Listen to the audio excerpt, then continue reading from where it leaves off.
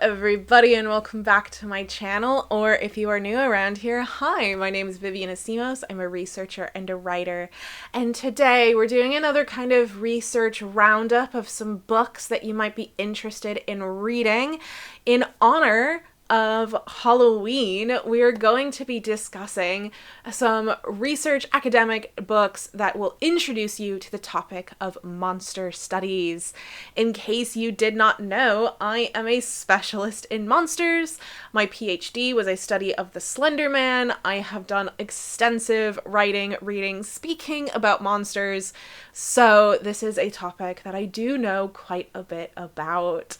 So, we're going to kind of be starting with some really good introductory things, regardless of what level you're at, how involved you are in academic reading, whether or not you're entering monster studies. These are books to get into.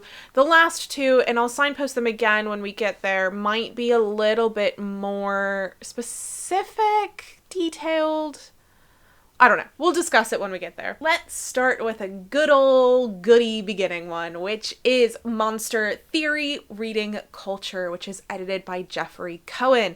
Now, there's going to be a lot of edited volumes on this list, but this one had to be the very first one that we talked about, because in this book, Jeffrey Cohen sketches out the idea of monster studies as a discipline. So, monster studies is an interdisciplinary academic study discipline, which is a study of monsters, as it sounds. This was first published in 1996, and because it's an edited volume, it also has a lot of different approaches, different disciplinary backgrounds, different kinds of monsters to look into. That's one of the great things about edited volumes, is they're always a really good starting point if you're new to something, because it gives you a little bit of everything to really sample. It's the sample platter of academic approaches. But I think most notable for this one and for most edited volumes is the first chapter, which is typically put together by the editor of the volume.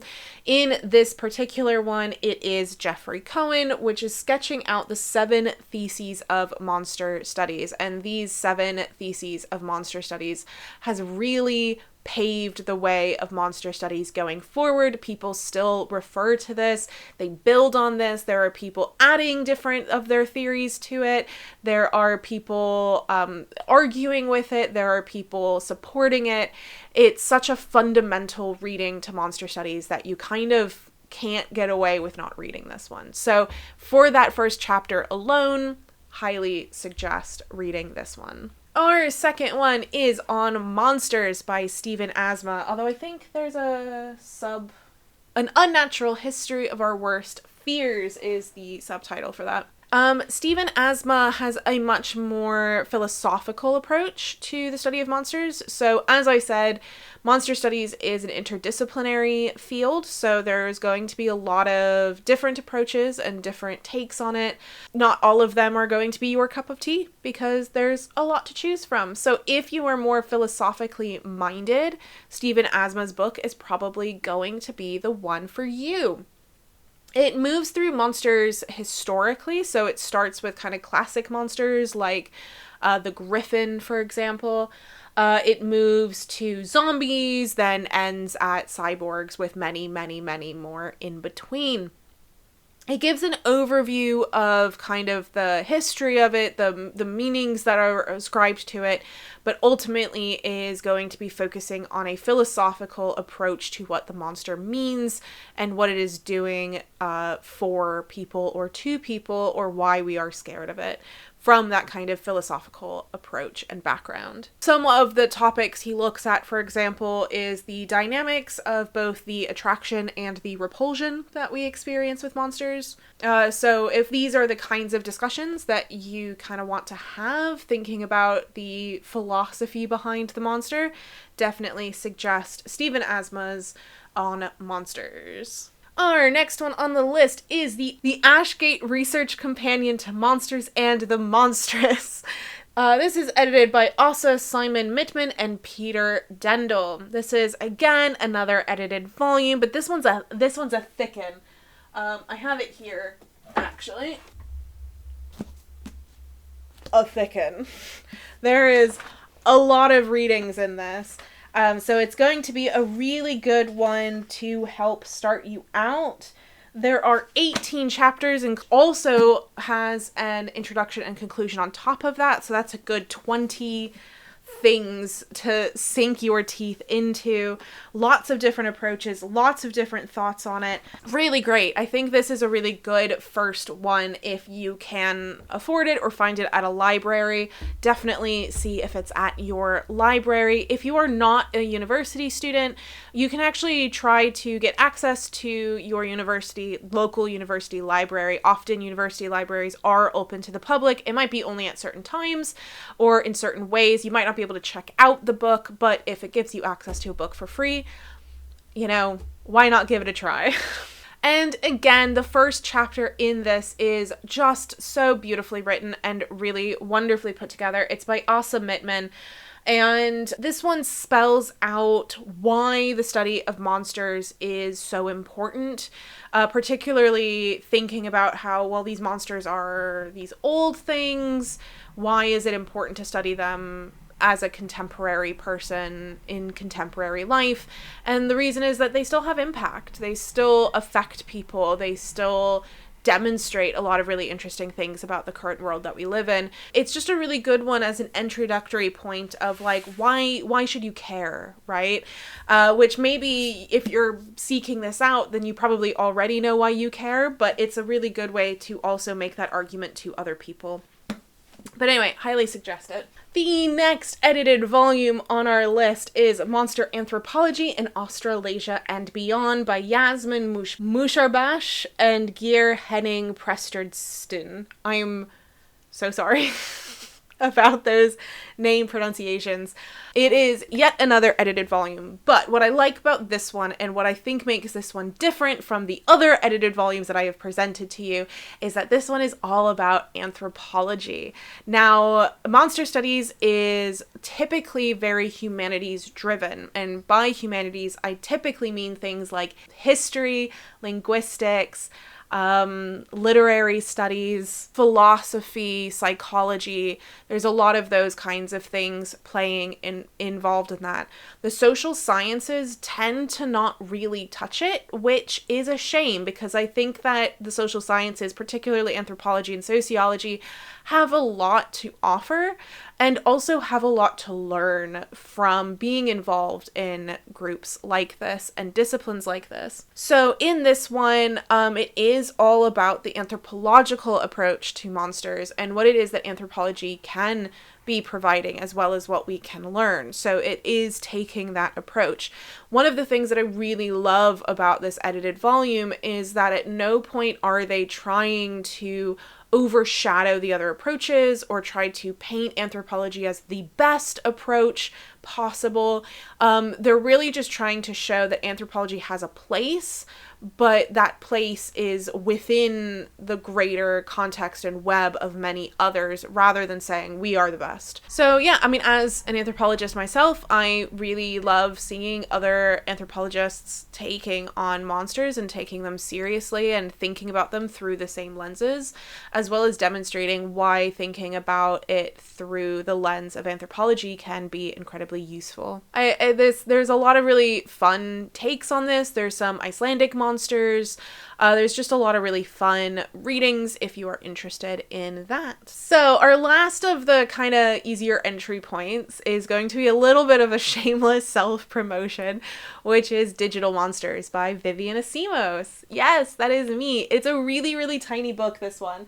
It's a tiny book. It's not very long at all. I think it's like 40,000 words. It was very short, very quick, very introductory. So if you're wanting kind of a look at more contemporary monsters, particularly online ones, but you're not wanting to get into a big, thicker, that will probably be a good start for you. There's also elements of why is looking at monsters so important. So if these are kinds of questions that you're also exploring, definitely give it a read. some of the monsters explored in this. I tried to give a nice little overview of a couple of different things. There's Ben Drowned, there's the Slender Man, there's the Rake, there's Momo. So all sorts of different online monsters if you are at all interested. So my last two are a little bit more outside of what would probably typically be on lists for this, as well as ones that are maybe a little bit more difficult to read. Academic writing is famously a slog. They do it on purpose. I know this for a fact because I was in academia, and when I wrote accessibly, I was told I was writing too accessibly. You have to write slightly not accessible in order to be taken seriously. It's literally that literally happened. That was the exact phrase used. I write too accessibly. These are academic books through and through. However, I think that a lot of what they have to say is important, or at least referenced quite extensively. So we're going to start with the first one, which is Passing Orders by S. Jonathan O'Donnell. This is a little something different. I don't think O'Donnell would count themselves as a scholar fitting into the monster studies sphere. In fact, I think I know that for a fact because I know O'Donnell. But I think that a lot of what they're talking about would still fit the sphere because they are talking about monsters and they're talking about the impact that monsters have on current life. So Passing Orders is about demons used and understood by the alt-right, particularly their sexism, transphobia, racism, homophobia. A lot of these are embodied in the demons that they tell stories about. So this is a study of those stories and kind of what these stories are saying, how they're being used and weaponized by certain groups. And because of that, I think it's just such an important book. It is so important to know what is happening, what people are saying, what language is being used, because while not everybody would use the same stories, or they might look at some of these people and go, oh, well, those people are crazy, you'll see the same language being used because there's an impact there that is carried through. So I think because of that, it's just really important to read. It is also incredibly eloquent. O'Donnell is such a beautiful writer. There's a lot of paragraphs that I could read you that are just gorgeous, but they're also a tiny bit of a slog to get through, especially if you are not used to academic writing. While I don't think that they're necessarily the worst offender of difficult academic writing, they're definitely within that sphere. If you are relatively new to academic reading, you might struggle a bit. If you're a bit more practiced but still unsure how it'll go, I think you could probably manage it. I think you just might need to go a little slow, write some notes in the margins. To be honest, I think that's probably how you could do even if you're completely new to it. I think if you go slow, you write notes in the margins, you really think about things, I think you'll be able to get through it. Because a lot of the writing is also just really eloquent. So once you break down the beauty of the writing and just kind of see, okay, well, what are they actually saying? Then you really get at the heart of it pretty quick. Our last one is Staying with the Trouble by Donna Haraway. Now, Donna Haraway is a feminist scholar, also a bit of a philosopher, also fits into monsters in a very similar way as O'Donnell. I don't think Donna Haraway would particularly describe herself as a monster studies scholar.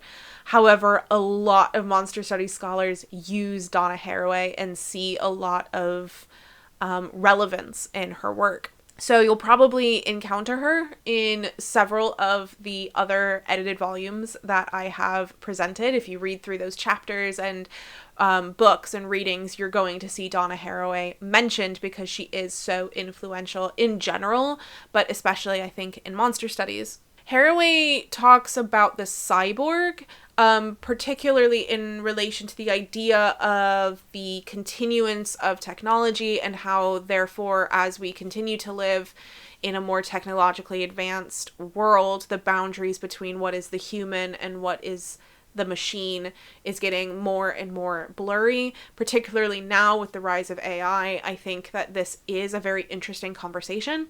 So her take on the cyborg is really fascinating in that regard. A lot of people have taken it into different arenas as well in regards to the boundary breakdown. She also has a conversation about the Cthulhu scene, which is in opposition to the Anthropocene, trying to push for people to see the relevance, interworkings of humans alongside non-humans in the world, and how we need to be taking that into consideration. So you can kind of see how, while not directly about monsters, a lot of her thoughts and ideas can be very easily applied to monster studies, particularly when we're talking about boundary breakdowns, categories, and therefore what is considered the monster. Staying with the Trouble, I think, is probably the book that best wraps up quite a lot of these conversation points. Rather than focusing on just one of them, I think this one has a little bit of everything in it. It's also probably the most easily found of her books, so you'll probably be easily able to grab it from your local library or something like that. Now, readability. Haraway is not the easiest. If you struggle with O'Donnell, you're going to struggle with Haraway. However, I do think she's really worth it. If you are practiced enough and you're willing to take it on, I think going through it the same way as O'Donnell, of going really slow, really patient, making notes constantly, I think you'll be able to do it perfectly fine. If you are fully new to this, but you really do want to know what on earth I was just talking about with Cthulhu scene and things like that, there are a lot of really great resources. So many people in academia will write books where they summarize the arguments and kind of argue either, say, the pros or the cons against that person's argument in kind of a separate book. So there'll be like a Donna Haraway, reframing where somebody else is explaining the arguments. These typically are really good starting points if you're finding that academic very difficult to read, just because you get somebody else's opinion on it, you get somebody else's words reframing it, and it means that when you then go to read her work, which I highly suggest you do after reading those things, you have that in the back of your mind, but you might find that actually you don't agree with their take on it. With Donna Haraway, there's probably going to be quite a few that you could choose from in regards to that. So yeah, I highly suggest finding people who have summarized the points and reading those first and then going through it if this is something new to you. That's a really good way of getting used to that style of writing, is when you already know what's going to be said before you read it. It's a really good way of getting used to that way of writing. So I do highly suggest that. That's a way to get into it. But I do not blame you if you never pick up Donna Haraway herself, because she is a little bit difficult to read, but very worth it if you can manage it. And that is our introduction to monster studies, if you are at all interested in getting involved in the actual study of monsters. Now, as you may have noticed, none of these books are studies of very specific monsters. It's not like the zombie study or something like that. Just because there are so many of those different things, maybe I'll start encapsulating some of those separately in different videos. But just because I think it's important to get kind of the general state of the field before getting into the specifics. But there are books that are on specific ones. For example, I have a zombie theory reader here. I wrote one on the Slender Man. There's all sorts of different ones that you can go and gravitate towards if that's something that you're interested in. But I do highly suggest reading at monsters more generally, because when you then go into those more detailed studies, you'll have a better understanding of kind of where all of these ideas and thoughts and philosophies and anthropological approaches are coming from. If you want to know more about digital monsters, you can go check out my book. I have one that's a little bit more academic in its approach, which is more focused on the Slender Man. That's called Digital Mythology and the Internet's Monster, published by Bloomsbury Academic. And then I also have that book, Digital Monsters, which I already talked about a little bit. I also have a course on Udemy, which is on an introduction to digital monsters. So if that is something you are interested in, you can go and check that out. If kind of learning that way is more your speed than reading, then highly suggest that. I do include readings for a lot of stuff there as well. So it's a nice way of getting some of the stuff that we were talking about without needing to go out and find it. If you want to know more about some of my other stuff, you can check out the other vlogs on this channel where I do research and writing vlogs. You can go and peruse any of those and explore them. You can also check out my book, Cosplay and the Dressing of Identity, which is my new book, which is out. It's an anthropological study of cosplay. Go check out my other channel on YouTube, Incidental Mythology, where I have lots of lovely video essays on some monsters. I've done one on the Pale Man from Guillermo del Toro's Pan's Labyrinth. I have one on Over the Garden Wall. I've got one on Hush from Buffy. There's quite a few little monster things in there, and perfect for spooky season. If you're wanting to continue an educational spooky route, then that's definitely something I would suggest. Anyway, I hope you all are having a lovely Halloween and enjoying yourselves very much and eating all of the candy that you have put aside for other people to eat and come to your door for. I hope you enjoy your day and your night and have a lovely time. I will see you all next time. Bye!